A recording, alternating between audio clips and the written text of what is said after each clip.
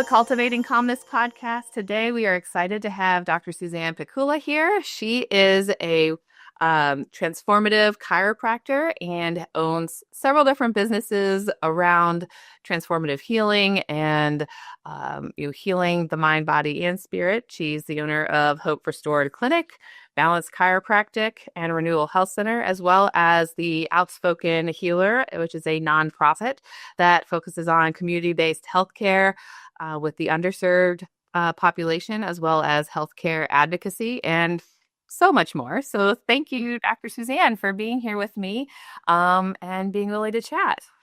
Thank you for having me. I know I don't remember exactly how we met, but somehow I got to know you. You ended up presenting at one of my mental health professionals luncheons, and I know that's a little, a detour for many in the mental health field to see like a chiropractor and think, what does that have to do with mental health? But that's kind of along the path, the lines that I've been on for a while as well. So can you just tell us a little bit about you and how, I guess you decided to get started in chiropractic care and how we ended up here? So I think that, something you said about how does mental health go along with chiropractic care. And in the West, we tend to think of things in separate and in boxes. But in the holistic realm, everything is interconnected. There is no left without right. There is no chiropractic without mental health. I mean, everything is so entrenched in itself. We have our body-mind connection. So, in terms of chiropractic, I ended up in a chiropractor's when I was 16 and my horse crushed me. And I ended up getting chiropractic care to heal that. And then I went to chiropractic school after leaving more medical-based things because I was pretty burned out with it. And, it was interesting. I didn't align with chiropractic care so much in its traditional sense, but and I didn't know, it's funny how we become what we are and who we attract. So I didn't know at that time that I was hypermobile. I just know that I didn't do well with regular adjustments. But I was assigned the one intern in the school who did what I do now, who introduced me to a different way of thinking. And that encompasses that really wide range of neuro, limbic, fascial, emotional, whole body balancing that led me on the path that I'm on now. And, I think I reached out to the mental health folks. I think we met through a meetup or something like that. Yeah. And I was like, I do a lot. I'm a very trauma-informed practitioner. I worked a lot with regulating the nervous system as well as the limbic system within my everyday work. And I was like, I really need to connect with other mental health professionals because if we're truly going to address the whole person, we should be hitting it from multiple facets of that person rather than going here, here, here, because that still gets to the illusion of separation within the patient. Mm-hmm. Yeah. No, I see that all the time, with my clients and just the separateness of everything. Actually, I didn't realize in your story that it started with you being crushed by a horse. I didn't know that as part of your story. So, and I know just from following on social media and things that you work with horses and you have your own horse. And, so that's, I'm sure provided its own healing for you in many ways. When I was younger, my sister had an 𝗕𝗵𝗶𝗀𝗃 program, which is equine-assisted psychotherapy. And she worked with people, and I volunteered through that. And I did a lot of the classes with horses where you learn where horses mirror humans, their functions and their emotions and things like that. And that was my true introduction to the nonverbal communication that we all exist in. And I just thought that was a fascinating thing that kind of influenced where I was going as well. Mm-hmm. Awesome. Yeah, so you do a lot of work. So you do a lot of chiropractic care, which, I think many people think you just crack bones and we hear all of that stuff, but you do a lot more than that. And so you don't have to go into all the things that you do, but I know that you do more than just adjustments with your work. Can you talk a little bit about some of those other things that you do that are maybe less traditional as far as the chiropractic world is concerned? Sure. In our traditional understanding of chiropractic, and even in chiropractic school, we're taught to find a bone that's stuck and move it and push it back in place. And then hopefully the muscles and ligaments will learn to hold it over repetitive amounts of adjusting. And we learn that in school, just the spine. Now, given my path and the fact that I couldn't tolerate regular chiropractic and was assigned the one intern that could do it, the first time he adjusted my atlas to my foot, I was hooked, because that's a system-based approach. That's not a do this, work on this. It's, okay, this hurts. Let's go 6 steps back and figure out what's causing it in the first place. And it's kind of like the inventor of the technique one of the techniques I do, about 10, was an engineer. So it's like a systems-based approach rather than focusing on local pain, local discomfort, because the body exists in a 3D dimensional space. I mean, you have your fascia, muscle, bone, cranium, lymphatic, everything's moving together. So if you have one lymph node that isn't moving well, you will subluxate in the low back every time. If you have emotions stored in your liver that you're not processing and that's not moving very well, you'll have chronic low back pain.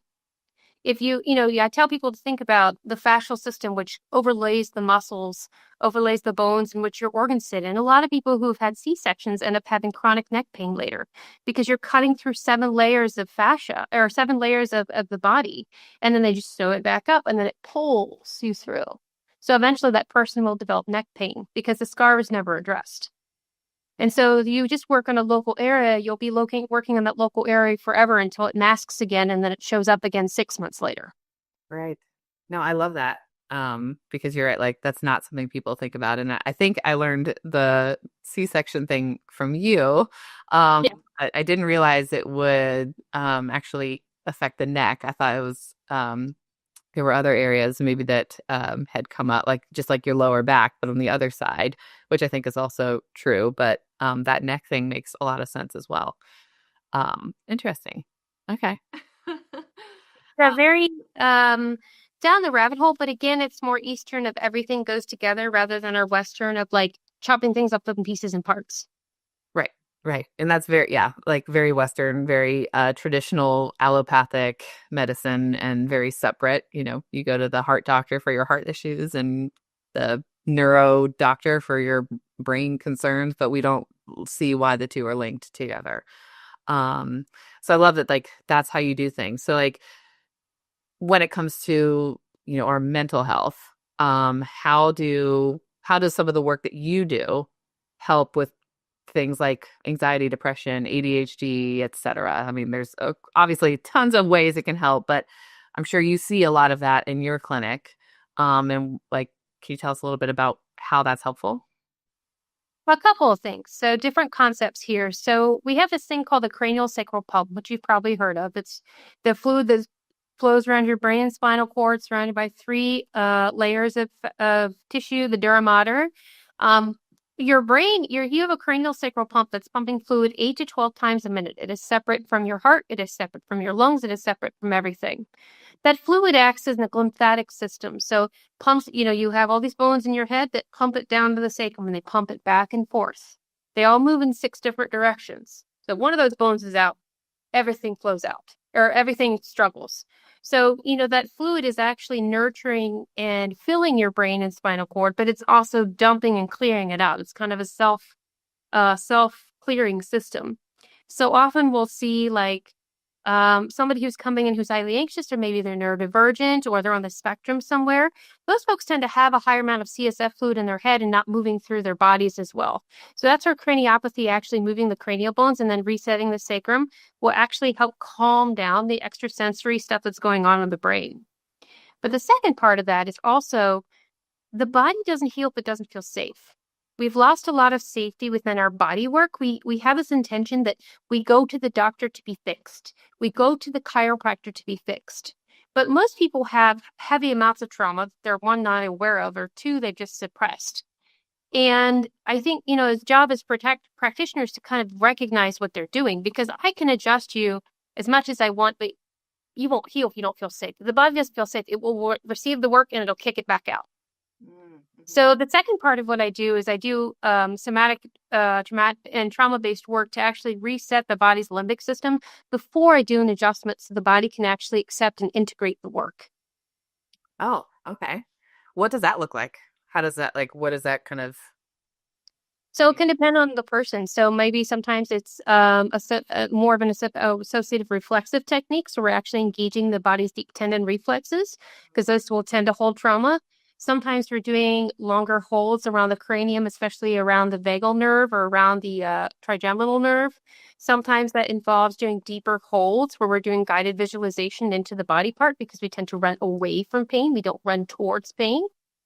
Sometimes that can look into a guided visualization, or often they'll do fascial holds where people are like working one part of their fascia while I'm releasing the other, because the brain can only think about one thing at once. It cannot think about two. So you have to allow the body work to come in a way that the body can receive it. And that's part of that kind of what I'm doing is seeing where people are able to receive the work versus what I'm going to do with them. And, that may change how their nervous system is performing one day versus another. Okay. No, I like that. I see I see a lot of that in like the therapy office too. Which I say similar things to you as far as like adjusting. Like we can do all the therapy in the world and we can talk through all this stuff, but you know, I can't heal like your gut health. I can't adjust like your body if it's out of sync. Like you need other resources, you need other people to help you do that. And I often see, because I do a lot of like EMDR work, and I specifically work with trauma as well. And so seeing like I see those body movements in people, and like to me, I can see it. I'm like, I see there's something stuck here. I can't physically help you get that out. So like going to see someone like you who can help with that and assist, right? That's where we can have like that type of collaboration, or other clinicians can have collaboration with other people like you who can facilitate some of that movement and that healing, because those traumas and things do get stuck in the body. So you've talked But I about, love, yeah, go ahead. oh, I was going to say, what I love about like EMDR is the eye movements. There's a technique that I'll use called eye conjugate reflexive technique, which will use the eyes to adjust the body. Okay. Because the eye muscles are integrating with different parts of the brain, as you know, with EMDR, but it also affects the rest of the body too. So you can use the eyes to actually counteract chronic muscle holds that you're having in the body. Have you heard of brain spotting? Mm-hmm. Yeah. So, I mean, it sounds like that as well, because they use where your eye placement basically is and where it's focusing, and use that to determine where like healing needs to be. Is it similar to that as well? So we're using more the muscular system. So like you can, if you counterbalance it on the other side, you can use the eyes and some facial movement to actually move a bone and then release it on the other side. So it releases the whole fascial system. Wow. Okay. That's amazing, and I don't think that many people are aware of that. In chiropractic world, how many, how, how many, how, how do I say this? How common is it for people to understand what you're saying? Not many. Okay. How many of you are there out there? I would say there are people who do pieces, but I have not met anybody who does all of it. Okay. So very unique. And I'm glad that you're here in Central Ohio Yeah. uh, for people who need your services. So can you talk about the fascia and the way the fascia holds trauma? So the fascia, we have many different layers of fascia. You know, your frontal lines, side lines, oblique lines, things like that. And the fascia actually has its own kind of nervous system. They're really diving into this now. The fascia holds the memories. When we have trauma, our bodies are so smart. Like we'll lock down the jaw, we'll start to breathe shallowly, our gut will clench, we'll start to disassociate or kind of leave the body. We'll start getting chronic pain because the body will start to like go into more of a fetal position. So that fascia is that memory there. So it's going to hold that memory of that muscle tension of how your body is basically held in space. If we think of fascia like a puppet system, right? It's going to hold those chronic positions. So when your brain has pushed, the trauma in the box or put it in a way that, the body can accept it, your the fascial memory is still there. So even though you're working out, doing things, all the things, and you put that to the side, your body hasn't forgotten it. The emotional limbic system connection of that fight or flight, that's not forgotten. So your body will keep trying to go towards it because that's what it knows. Because that's in its mind, it's keeping you safe. Okay. So we basically, like our bodies, like that book, The Body Keeps the Score. I'm sure Yeah. you've read that or know of it, right? And so, when it comes to like working with people, who have these traumas and have these things going on, how do you start to like address those things, with what you do? And then a follow-up to that, and I can ask it again, but how do we see that benefit them with their like anxiety and the way that's presenting for them? So usually the way I do it is through my intake, but we sit and have a conversation before I ever do anything, before I do an exam, before I do anything, because that gives me a chance to read their energy and seeing what's going on and what their body's telling me versus what they are telling me, because often what they tell me is a very different story than what their body tells me. And it's for me to ferret it out. And then, I always ask people, I'll be point blank about it. Is there's, because I do so much work on the front of the body and most chiropractors do not. We have a conversation about like, is there anything I need to know? This is your session. If anything makes you uncomfortable, you need to let me know. So, or we need to create a hand signal or something like that. I've had to do it with some folks where this is their session. It's not my session. It's theirs. Mm-hmm. And to make that very apparent, because I think, again, we give our power to healthcare providers. That is what we have been taught to do. Even going to holistic healthcare providers. If you're not careful, sometimes you can re-traumatize the system if you are not having an open, communicative relationship with it. Mm-hmm. And so, having that conversation where they're in control of the session, and then some people respond very well to deep pressure. Some people I have to barely touch because that's where their nervous system is. Mm-hmm. So it's, again, talking to the system and feeling it and seeing how it's responding. It's a bit of a feeling in the body and kind of deciding, okay, we're good for this work for now, or okay, yes, we can go deeper. And it tends to have a layered effect. But what I hear from folks is, hey, I'm not going from 0 to 20 in 5 seconds anymore. Hey, I can get through my day. I'm having better concentration. My anxiety is not so high. Or wow, I didn't realize the connection between the jaw and the pelvis. Like I'm actually able to relax my jaw and I don't go to the dentist as much. I'm able to go to the bathroom easier. My gut's working better. I can digest. I can eat better. So things like that are common things. My biggest goal for people is to become aware of their bodies because most of us are very out of our bodies. So I hear a lot of, hey, I notice this. And, I caution people, like sometimes what will happen during this type of work is if the body's not ready to let it go, they'll have a reaction because that's the body's keeping itself safe again. Yeah. So I have people check in with their bodies to, if something happens like that, to go into it and hold space for it and maybe put some light towards it and sit with it and see why it's there rather than immediately shoving it away. And I find that through this work, people are able to do that. They're able to drop in more and more and more into that space. Mm-hmm. Yeah. So it's, obviously it's not as you kind of said this, before, right? It's not a one-time fix either. Like when you work with people, you're seeing them regularly. And I'm guessing it just it depends on them, right? You see them as individuals, not as like right. They have to come in once a week or this many times.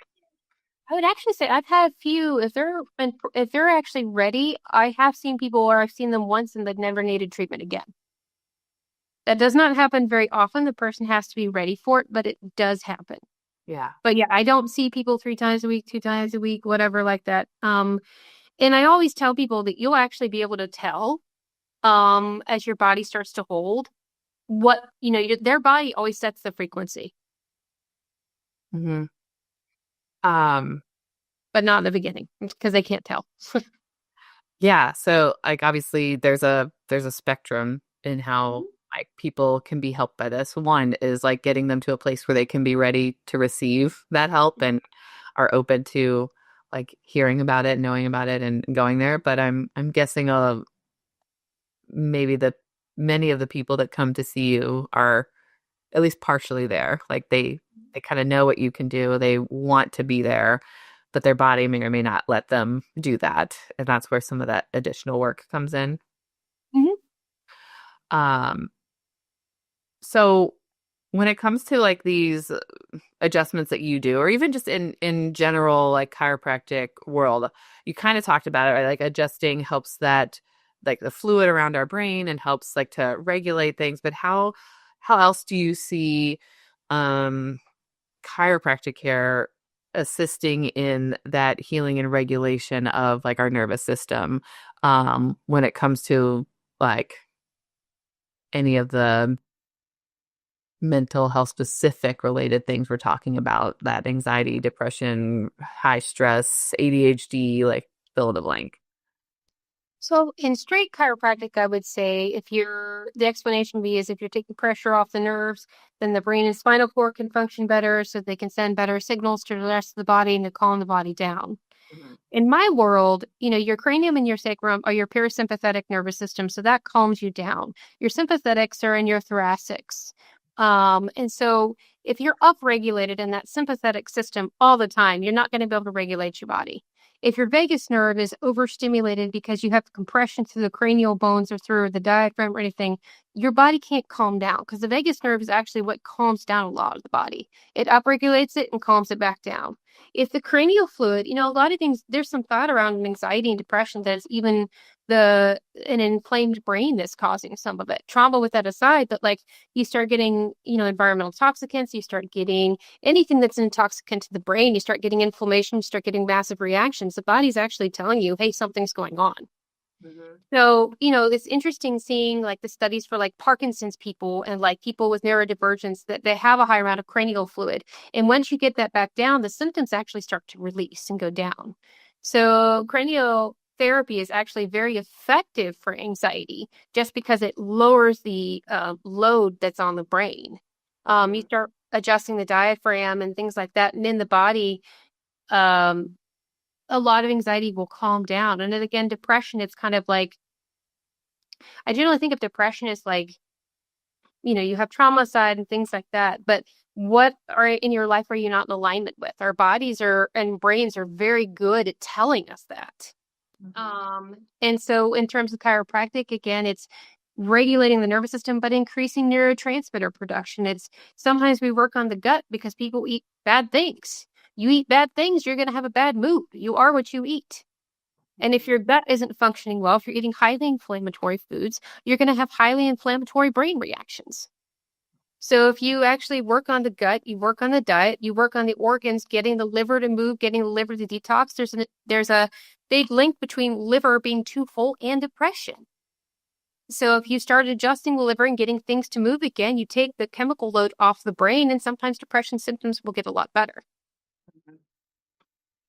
Yeah, I mean you're hitting on all those like other body systems as well, and we can totally like go there. And I know when you came and talked to the like a lot of the clinicians, the luncheon that we had, you referenced all of those things as well, right? It's like the environmental toxins and the food toxins, right? It's it's not just food. We think of our brain. Sometimes people call your gut your second brain, right? But I almost say like it could be considered your primary brain because you have to feed yourself in order to like live and survive, and your brain isn't going to function if you're not getting nutrients.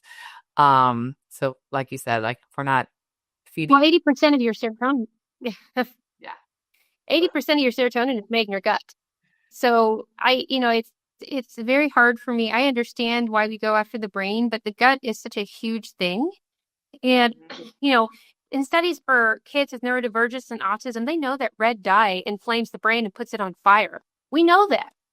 Yet we still give kids, things that they can't digest. High fructose corn syrup is more addictive than cocaine for rats.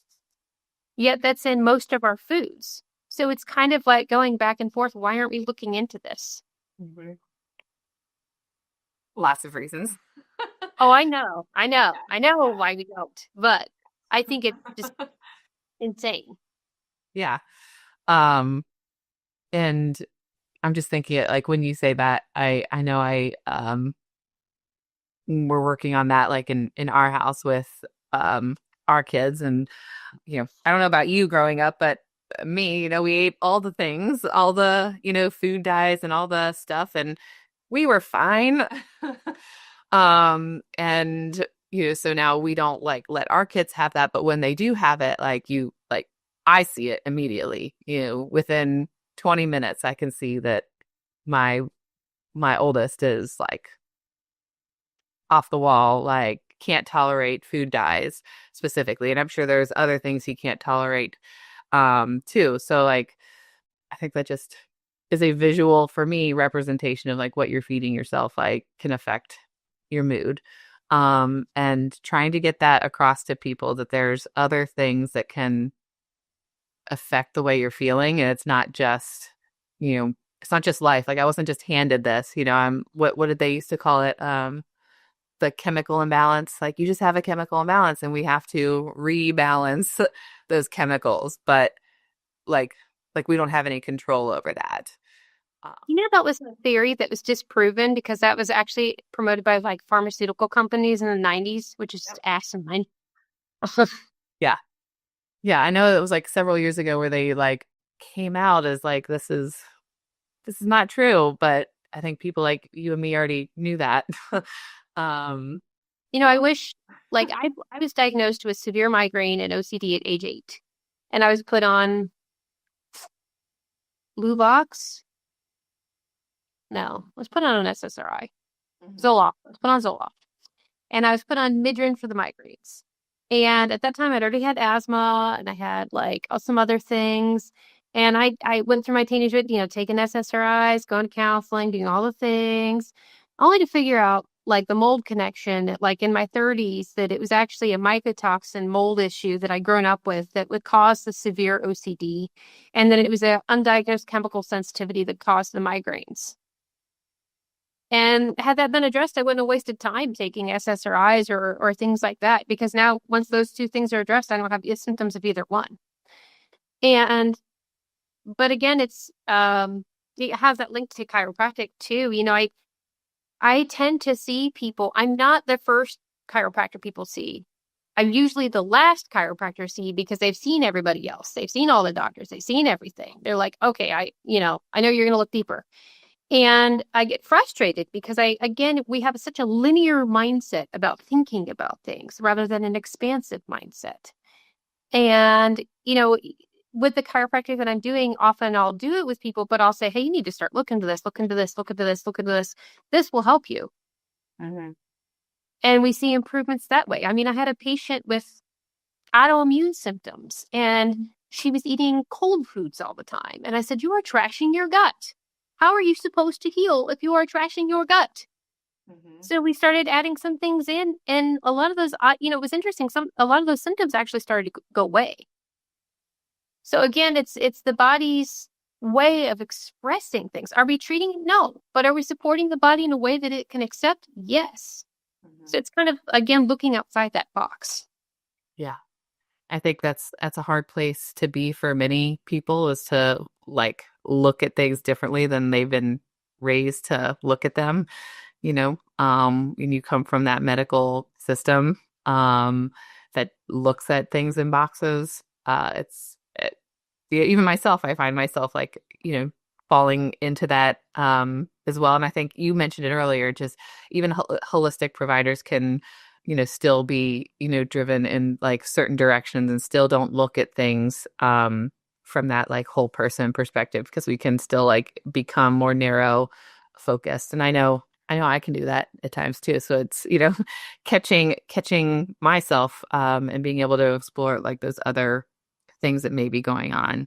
But it's hard to get, and maybe you don't see this as much like in your practice, but I know I do. Like even just mentioning chiropractic care to people, like they've had a bad adjustment, or like somebody has, somebody they know, or they just hear the bad stories and they're like, oh no, like never gonna do that.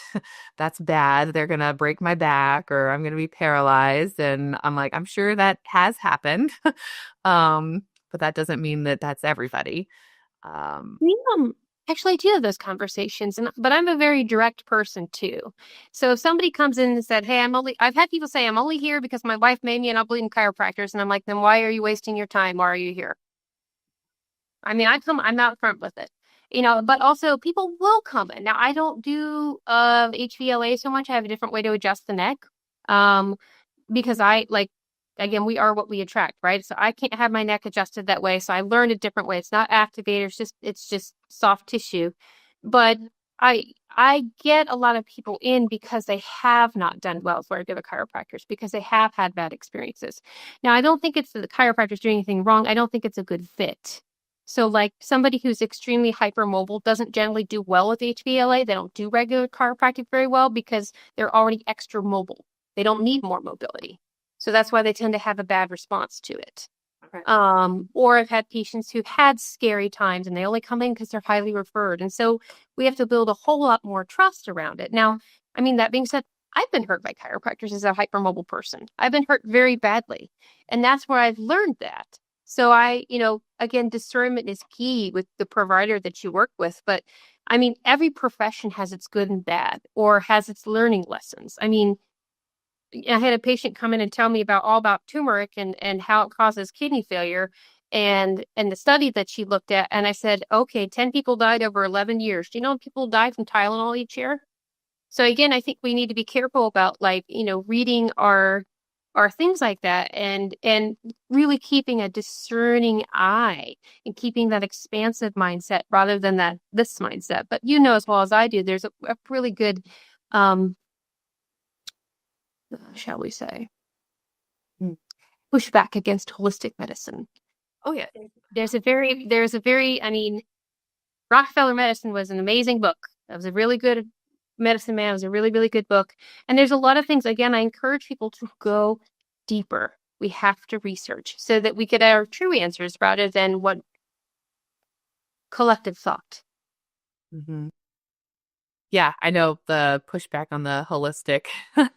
I see that just in my business. And going from, I changed my business name, was it a little over like a year and a half ago now? And from the moment we changed over to what it currently is, like everything dropped and like nobody sees my stuff anymore. And it's been a year and a half and we're still fighting shadow banning and like things like that, and people outside of this realm don't understand what that is, and trying to explain like I talk about these things like I'm talking with you, like might not get much traction because it's not mainstream and it's a little different and we're looking at things from a different perspective, and that's not really wanted all the time. No, I think it goes against the accepted paradigm of care. And if you go against the paradigm, there's a lot of pushback. But you affect one person at a time. And that person makes big changes. And that's, I think, how it's built. You'll find it's more by resonance rather than outward expansion of these massive movements. Because we're in Ohio. We're not in California. We're not on the East Coast. Or even the West Coast. Sorry, California's West Coast, but like East Coast. But we're in the middle of the Midwest, and that's a harder space, I think, to be in because people are very much raised on the conventional thought here, and to go out expand, they have to be pretty desperate to step in the outside of the box. Mm-hmm. Yeah, no, I agree with that. Now, like, I don't know, we've touched on a bunch of different things. I'm sure we could go down many rabbit holes here, but try to stay on topic.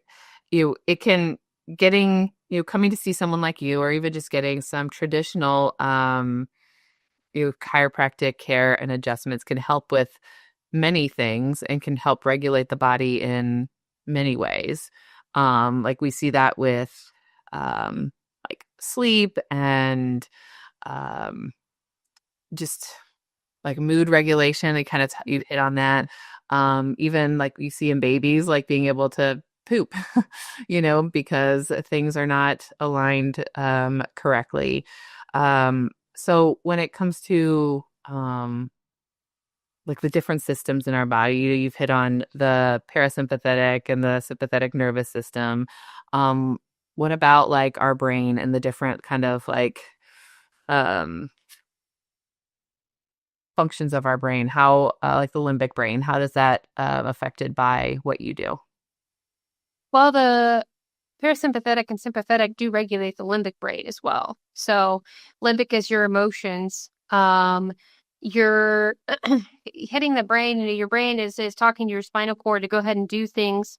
And that's kind of interesting where the trauma techniques come in, is a lot of the trauma techniques are to put the body back more into parasympathetic. So like, again, a lot of people do this when they're in sympathetic. They'll tend to have like jaw tightness. They'll tend to grind their teeth at night. They'll tend to have gastrointestinal issues. They'll tend to be hyper irritable or anxious or jumpy.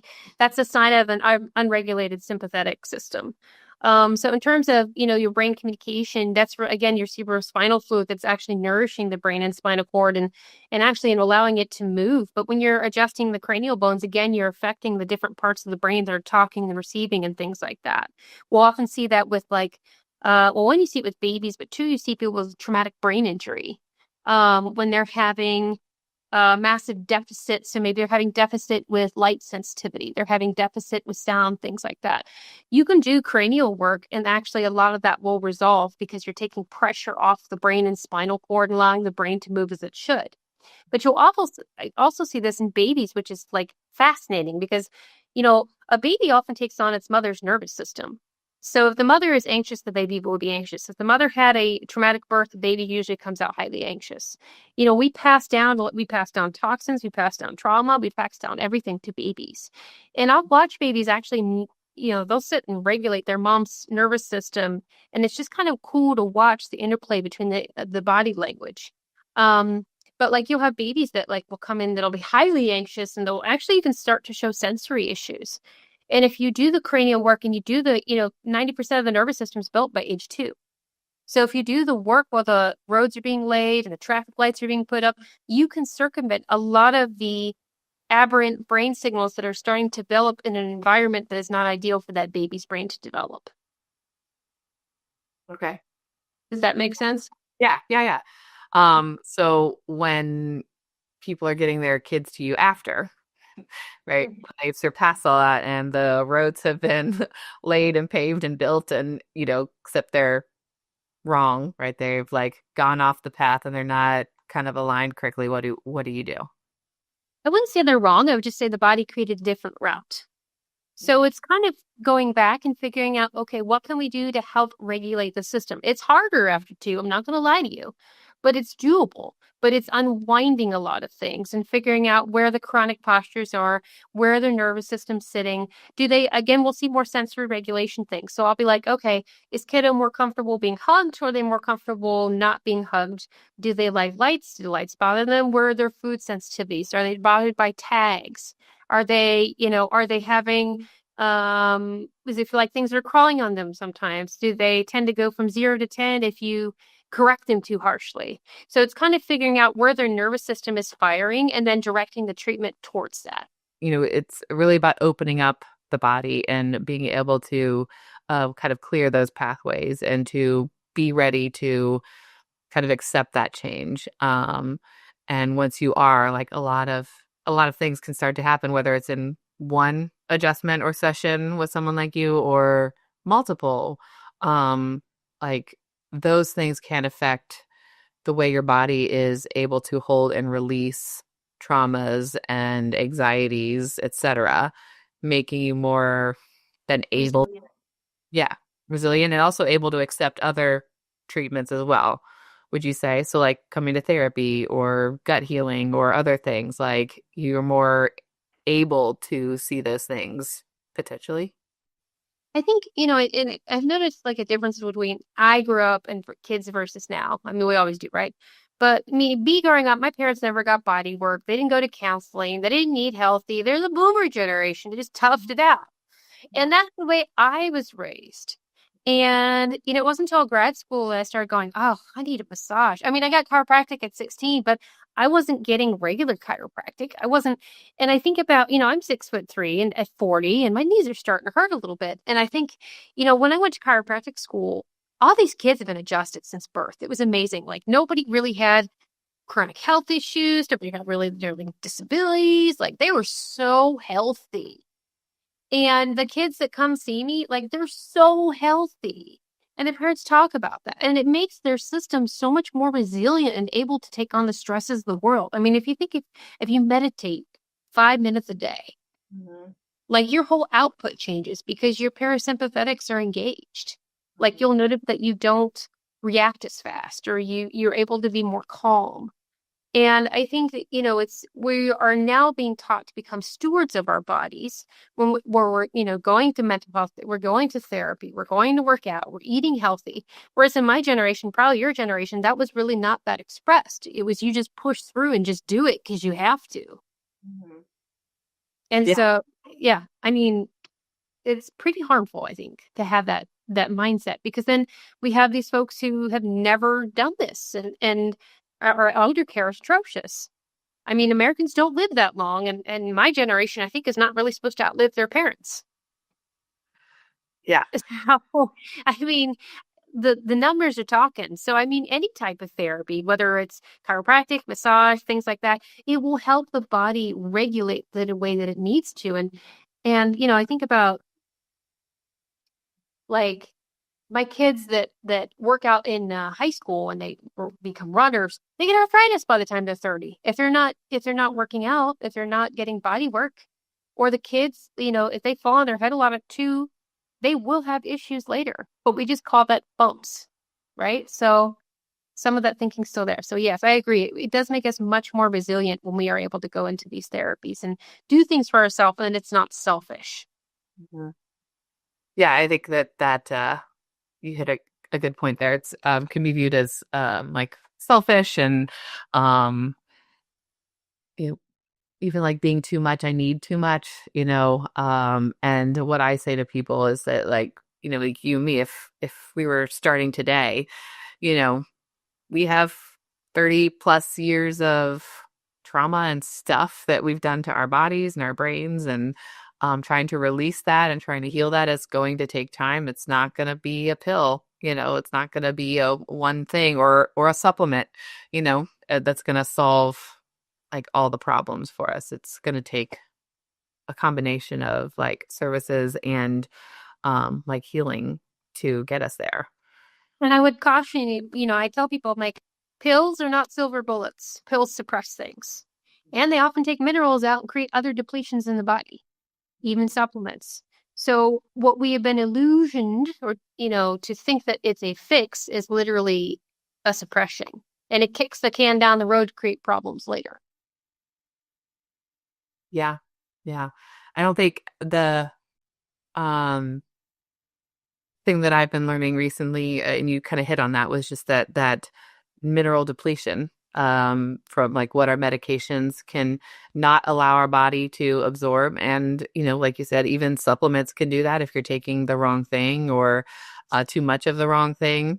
I think easy ones that I talk to people about, is like vitamin D today. It's like, overcast, you're still getting vitamin D, but we're in Ohio. So like winter, we're not getting much of that. And so we're told to take, vitamin D. Well, I've learned, and you could probably tell me more, but you need vitamin K to go along with vitamin D. And there's other things you need as well. And if you don't, then you could be offsetting that balance, and you're not really getting what you need from those vitamins if you're not also kind of counterbalancing them with something else.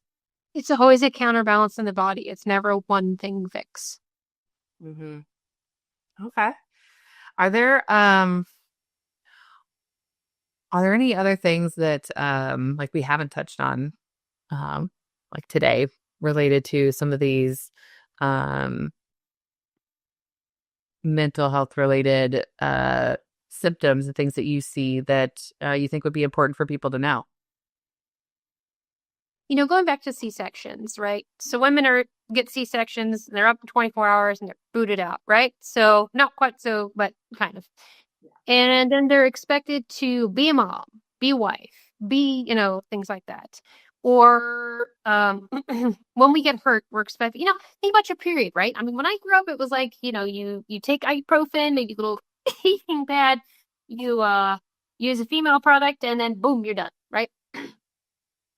The way that people are treated in the society, but particularly women, is very much like, don't take time to heal, go and do what you have to. And that bypasses the emotional space. That bypasses the physical space. That bypasses your needs. And I would say that men probably have this too, but men don't have periods. Women do. Men don't give birth. Women do. And, women are really, I work with mainly women. I work with some men, but mainly women. And it's a lot of, I also work with high achievers and, type A's. And it's a lot of unlearning to learn to stop and rest and give your body time to rest, because we can suppress all damn day, but it will catch up to you later. Especially in your body, in your mind, in your soul, because women, I don't think we're meant to like do that. I mean, I understand that it functions in our society, but I don't think it's healthy for us. I don't think it's healthy for men to bypass their emotions. And I talk to men about that too, and about how they keep it in their backs and they blow their back out. There's a big connection, men and women, about like being the financial provider for the family, and they have low back pain all the time. Your body will always tell you what your mind cannot. And I think that's the big important thing here, is that when somebody's having pain all the time, they're getting all this work done, but it's not resolving, that maybe sometimes they need to go a bit deeper, because it's often not just at that surface level. Often it's like 6 levels below that they're not addressing. Mm-hmm. And taking the time and the rest, and yes, the money to do so. Because healing yourself is not selfish. Spending money on yourself is not selfish. We want care in a system that is not built for individualized care. We want to pay our insurance companies to pay for care for these doctors who have to see us in high numbers so that they can make enough money to keep their doors open. At the same time, we are wanting this individualized care, but that system can't provide it. So I think at the end of the day, I encourage people to take governance of their own health and their own care and work with providers that can actually provide what they need, rather than shoving themselves in a box and expecting miracles. Mm-hmm. Yeah, no, I hear that. And I hear, I experience that. And, it's feeling trapped in that system, right? Like, I can't afford to go, see a specialized care because my insurance won't cover it. But then when I go use my insurance, they don't get me the help I need. And so then I'm here in this middle space, which is why like you're not the first chiropractor they see, because they've been to everything else and they're not getting the answers. And I think, we are part of that system that's trying to even just float ideas. So I do that too. Like, well, have you considered that this is what's going on? Have you looked into, right? I don't know that a lot of people are ready to hear those things, at least, who come to see me. Some who come to see me are there and they're ready to hear it and they know what I do. And some are, not there. And so just trying to gently, float that idea that there may be other things at play here. And you may consider, getting something tested, going to a chiropractor, going to other providers that can, help you. And yeah, you may have to save up. You may have to, do things a little differently in order to make that happen. It just sucks that that's the world we kind of live in. Where that's actually tell people it's cheaper. It's interesting. When you pay out of pocket, it's often cheaper because you actually need less treatments because you're not sitting in a box. Mm-hmm. Versus like going ahead and investing. But a lot of folks struggle with that because they struggle with paying for things, or they may not have the circumstances to do so. But it is interesting once you shift out of that mindset, that it's interesting that it is cheaper, and that then I have people who are like, well, I'm going to grow my own food. I'm going to put a hydroponics plant in my house. I have power. I can change this. I think it's empowering yourself, knowing that we can shift things so that we feel like we have more empowerment in our lives and we're not stuck in that system that tells us what to do. Mm-hmm. No, I like the way you put that. Yeah. Because I don't think people feel very empowered. It's great to see, and I'm sure you've probably seen this, but I know when I see it in my clients where they'll come in and they'll tell me, you won't believe what my OB just told me. And I'm like, oh, do tell, do tell, and then my jaw like hits the floor and I'm like, I mean, I expected that, but okay. But that they, felt empowered enough and that they had that knowledge and they had that ability to know, even going in themselves, like, they're probably going to tell me this. So I need to have, information. I need to, feel confident in what I know and what I can say to them. And I think that's great that, I have clients that are doing that now. And it sucks that they're in that system and they feel like that they have to do that, but we can empower them in ways to hopefully get what they need through the system that they're in. You have to become your own advocate for your healthcare. You will never survive the system otherwise. No. But teaching people that they have more power than they think they do, I think, is the key. Because we've been conditioned to believe we have no power. Mm-hmm. Yeah, you're right. Yeah. Well, I think I've asked a lot. I'm sure we could, go off on some tangents, but I'll probably leave it at that. But I really appreciate what you bring to the world and what you bring to our area and your clients. I know that you are helping people in ways that most of society is unaware of, and I'm hoping that more people become aware of what you do, and other doctors maybe start to do what you do, because I think it's very needed and lacking in society today. So thank you so much for having me.